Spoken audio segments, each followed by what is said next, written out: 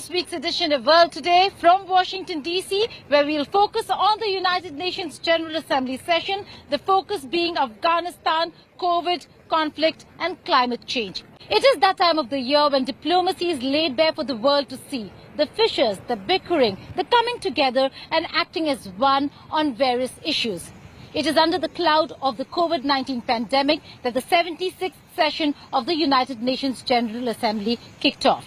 And the world woke up to the challenges of COVID-19, climate change and conflict. But will they go beyond their own bickering and move towards resolution of these crises? We shall see.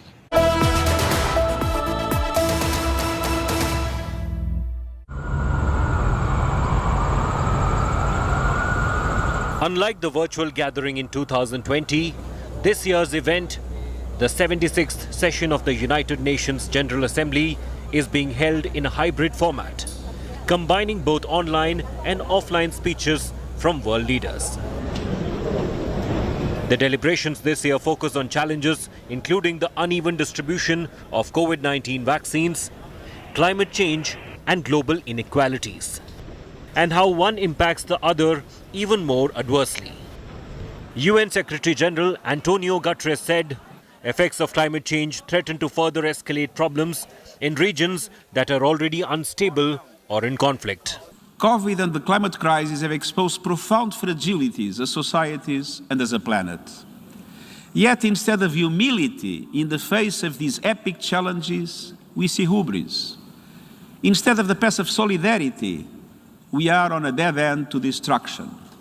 2 decades later, most countries are walking into the session knowing fully well that they are yet to attain the Sustainable Development Goals, which were derailed because of the COVID-19 pandemic. The pandemic has only made the divide and injustice starker. There are many lessons we can take from the pandemic, from who has been affected and how. Let us be self-aware enough to recognize these failings and to seek racial equality, to close that divide and build the resilience of those who we have sadly left behind. And that is why British Prime Minister Boris Johnson urged the world to face climate change and grow up. It's time for humanity to grow up. It's time for us to listen to the warnings of the scientists. And if you look at COVID, if you want to see an example of the gloomy scientists being proved right, it's time for us to grow up and understand who we are and what we are doing. But even in the effort to fight these main issues, countries lashed out at each other. Sparks have been flying in the Great Hall of the General Assembly. The United States remains committed. President Joe Biden said US will mobilize $100 billion to support climate action in developing nations in his first address to the UNGA. Without naming China, he said the US is not seeking a new Cold War, but would stand up for its allies and friends in the face of aggression. We are not seeking a new Cold War or a world divided into rigid blocks. The United States is ready to work with any nation that steps up and pursues peaceful resolution to shared challenges, even if we have intense disagreements in other areas, because we'll all suffer the consequences of our failure.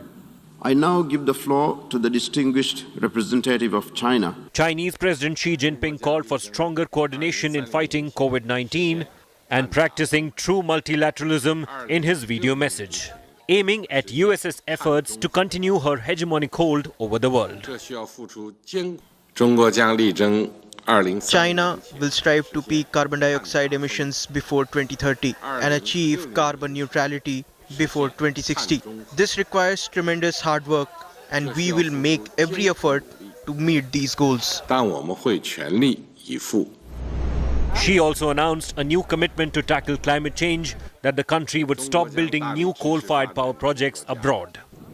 While many leaders focused on the situation in Afghanistan, the focus of the US is turning to the Indo-Pacific region, which is part of America's strategic competition with China. Unfortunately, we do have to admit that there was a big failure of the international community after 20 years in Afghanistan. once, and when I say once, I mean once later.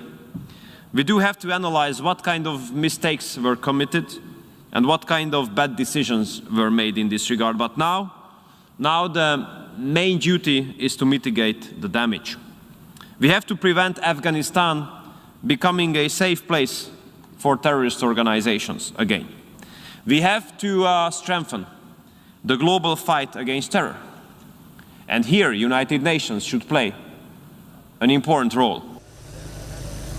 Interestingly, the new Taliban government has named its first envoy. Kabul has nominated Taliban spokesperson Suhail Shaheen as the next envoy to the UN. But the decision would require clearance from the UN Credentials Committee. Until then, currently accredited ambassador of Afghanistan in the UN is Ghulam Isakzai. On September 15th, he sent a letter to the UN saying that his team will represent Afghanistan in the UNGA session. On September 15th, Afghanistan's new foreign ministry also sent a letter to the UN requesting participation by the representative Suhail Shaheen. Meanwhile, the world is battling another major crisis: vaccine equity, recognizing and honoring vaccine certificates, even as countries like India are battling for recognition. The West is being accused of vaccine racism. We also need to focus on addressing the pandemic economic effects. To that end, international travel should be made easier through mutual recognition of vaccine certificates. WHO is urging leaders attending the 76th session of the United Nations General Assembly to guarantee equitable access to COVID-19 vaccines and other life-saving tools. Ensure the world is better prepared to respond to future pandemics and renew efforts to achieve the Sustainable Development Goals. The issue are many at the UNGA. But interestingly, the bodies that raise these issues have been kept out of the building this year: civil society groups and the NGOs. This, even as Bill and Melinda Gates Foundation announced plans to spend more than $900 million over the next 5 years to curb global malnutrition. A move to stem the rise in world hunger during the COVID-19 pandemic. Our foundation has committed more than $1.8 billion to support the global COVID-19 response. We've also deployed advisors and experts, convened partners, and provided technical assistance around the world. We remain committed to working with all of you to do the work that needs to be done to save lives. On Wednesday, a coalition of 9 foundations said they would collectively spend $5 billion by 2030 to protect at least 30% of the planet's land and sea. It's one of several pledges private donors made this week as world leaders gather for the annual UNGA. Pledges are being made, but it will take a lot more than annual speeches to walk the talk on clearly defined areas of focus this year: conflict, climate change, and COVID. A month after the fall of Kabul, Afghanistan's already dilapidated healthcare system is on the brink of crisis. While the world is struggling with how to help the impoverished nation, Afghans are finding it difficult to find 1 square meal a day. This even as the Taliban regime is urging the international community to recognize them.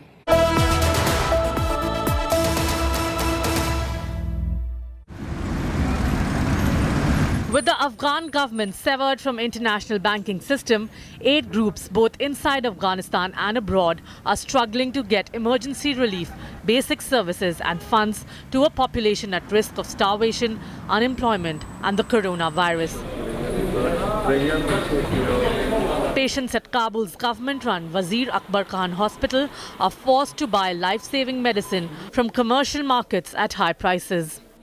We ask the international community to continue their aid as they used to do in the past.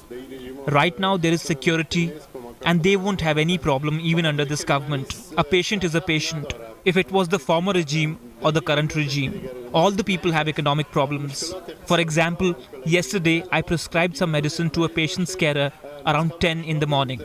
But he didn't have the money to buy the medicine and it took him hours to get the medicine. He finally got it around 10 or 11 at night.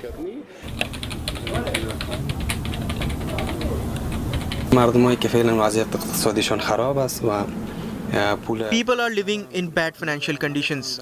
They don't have enough money to buy medicines. Therefore, pharmacy owners like me also hesitate to import more medicine. Because on one hand, people can't afford to buy medicine. And on the other hand, we are concerned that the medicines will expire. Tough economic conditions in Afghanistan have forced some residents in Kabul to put their household belongings up for sale to earn money. In downtown Kabul, an entire street has become a second-hand goods market as people bring belongings such as kitchenware and furniture to sell in order to feed their families. The actual cost of each piece is around 30 to 40,000 Afghanis. But now we sell them here for 10,000 Afghanis. Prices are so low because there are no jobs and people have no other choice. With the Taliban takeover, most of Afghanistan's central bank's $9 billion reserves held in the United States have been frozen. IMF has also blocked the $450 million the country was to receive in August. This has caused worsening of poverty conditions in Afghanistan. The unemployment rate, which earlier was more than 30%, is now on the rise. According to the UN, Afghanistan is teetering on the brink of universal poverty, putting 20 years of steady economic gains at risk. All our cash is at the banks. Thus, there are some problems. Money exchangers want their cash back, but due to some issues which the banks are facing, they cannot pay the cash to money exchangers on time. Education system is in dire straits.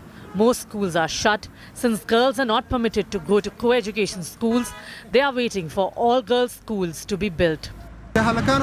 Boys have permission to go to schools and girls for primary schools are allowed, but those in higher classes are not allowed.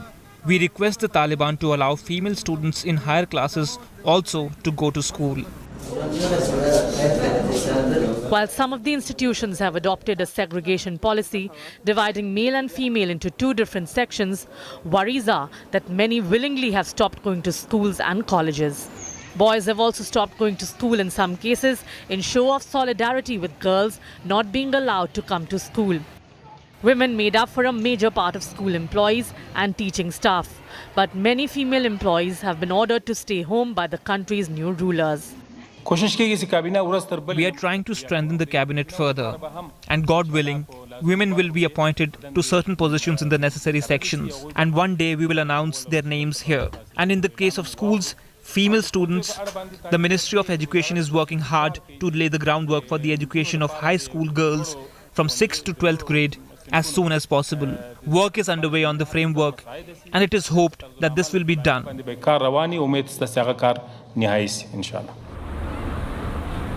The Taliban promises are in vain. The new list of cabinet ministers did not have a single woman leader. The Ministry for Women's Affairs has been replaced with the Ministry of Virtue and Vice.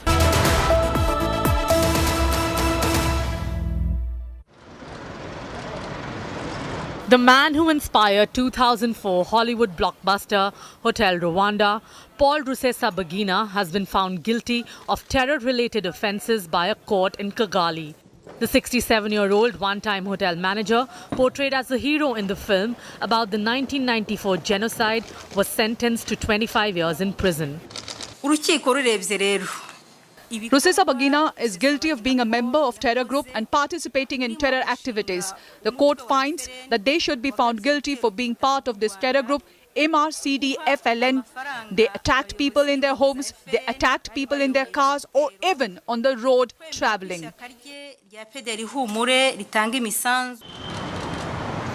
After being portrayed by actor Don Cheadle as the hero of the 2004 film Hotel Rwanda, Rusesabagina emerged as a prominent critic of Rwanda President Paul Kagame. He had denied all the charges and boycotted court proceedings and final hearing.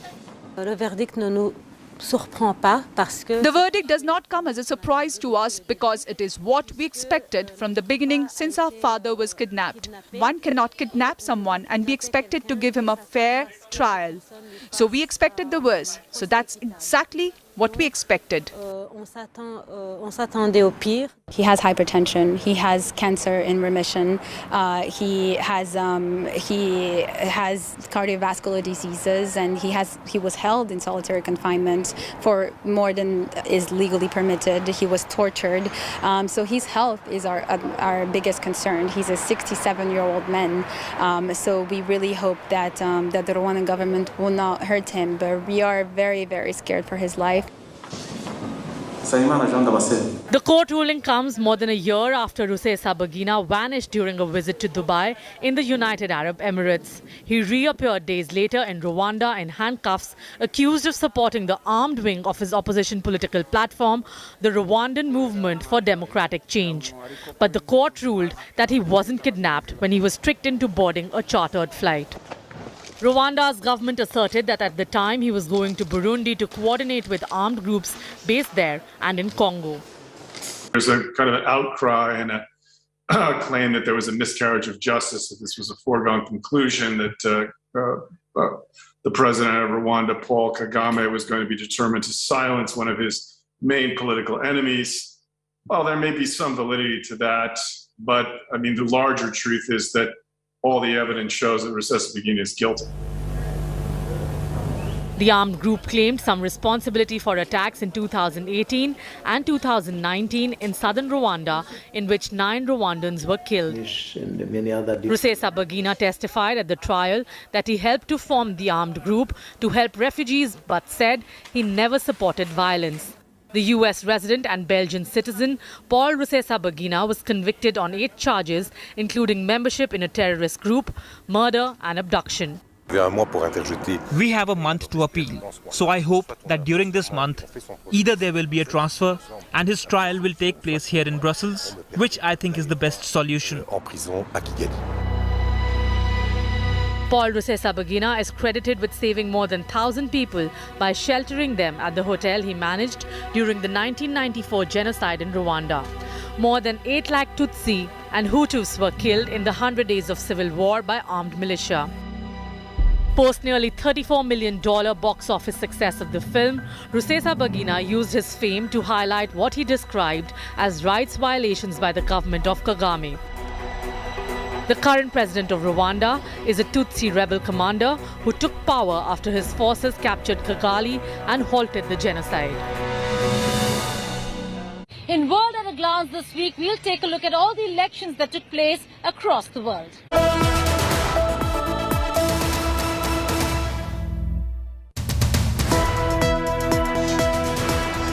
Canadians gave Prime Minister Justin Trudeau's Liberal Party a victory in parliamentary elections, but his gamble to win a majority of seats failed and nearly mirrored the result of 2 years ago. While minority governments are common in Canada, coalitions are extremely rare, and Justin Trudeau will need to compromise with opposition parties to pass legislation. Chanting the name of Russian president, the country's ruling United Russia Party celebrated its victory in the parliamentary elections. The election lacked significant opposition presence after the authorities declared organizations linked to imprisoned Alexei Navalny, the Kremlin's most prominent foe, to be extremist. The voting was also marred by numerous reports of violations, including ballot stuffing. Philippine boxing icon and Senator Manny Pacquiao announced that he will run for president in the 2022 elections. Pacquiao accepted the nomination of his LDP Laban party at its national convention, pledging to serve the Filipino people. Another prominent face to join the race is the popular mayor of the Philippine capital Manila, Isko Moreno. Once a child scavenger, before becoming an actor, then entering politics, the Manila mayor told the press that he would fight still raging coronavirus outbreaks and long-entrenched poverty and promote democracy if he triumphs in the May 9th elections. That's all in this edition of World Today. But before I say goodbye from Washington, D.C., I leave you with visuals of this tightrope star who stunned the world with his Eiffel Tower walk. A French daredevil wowed crowds in the center of Paris by walking 600 meters on a tightrope between the Eiffel Tower and the Trocadero Square. Nathan Pollard, a famous tightrope artist, relied on a narrow strip of rope just 2.5 centimeters wide to keep him safe. Watch the visuals and have fun.